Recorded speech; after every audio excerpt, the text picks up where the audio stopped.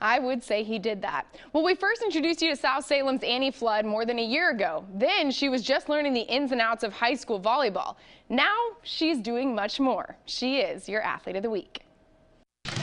It's been weird thinking of myself as an able-bodied athlete and a disabled athlete, because technically they're the opposite, but I'm one person, I'm doing both of them at the same time. Annie Flood is a sophomore on South Salem's JV volleyball team. She's also on Team USA's sitting volleyball team. It's a completely different sport. You play volleyball, but the movement is completely different.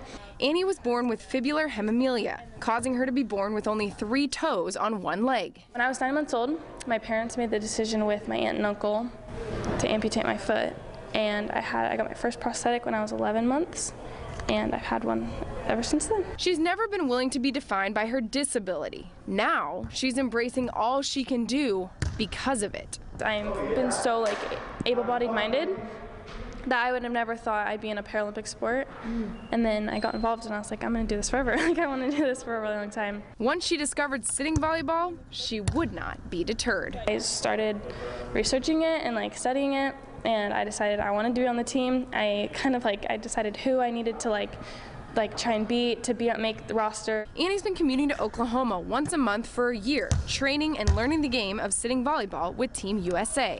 Which means balancing 2 worlds is something Annie is doing a lot of. There's being a student while training to be a professional athlete. I bring my homework every time I go, and I do my homework all weekend. There's being a high schooler while competing with adults. I'm 15 years old, a teenager here, but I have to act like I'm 25 there. And there's being an able-bodied athlete while being a Paralympic hopeful. You have to move with your hands, you scoot on the floor back and forth. So when I come home and play standing, I feel like I can run faster than anyone on the court and jump higher than anyone, because it's so much easier to move than it is in sitting. It's a lot of balancing, but there's no doubt Annie's hooked and has Tokyo in her sights. I try really hard in sports, but I've never put so much effort into one thing.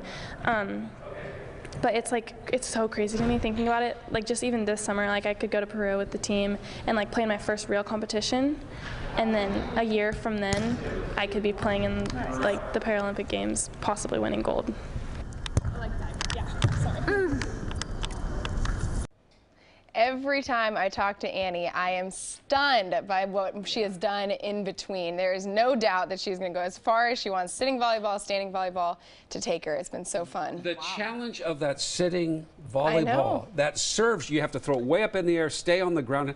Volleyball's hard enough, but to play that sport sitting down, amazing. And to think about going back and forth, right? Yes. Remembering the rules of both, because she's right. It's 2 different sports, really. They happen to be both called volleyball because there's a ball and a net. But, I mean, it's unbelievable. And during the fall season of volleyball, she was still doing that, going to Oklahoma once a month. And I like her so much. Can we do another story on her? Because she about should be my after she women makes crush. Yeah, let's do it. After she makes Peru. That'd be great. She's inspiring so many people. Thanks, AJ. Always